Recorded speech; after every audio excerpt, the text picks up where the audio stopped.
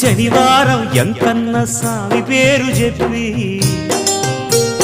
శనగలడ్డు చేదబెట్టి సాగనంపింది.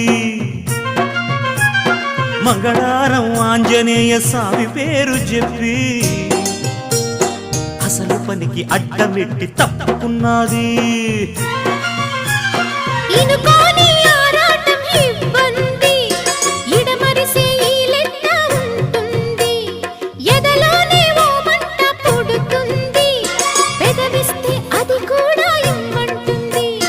చిరుముద్దుకి ఉండాలి చీకటి అంది, ఏ కళ్ళు పడకుంటే ఓకే అంది.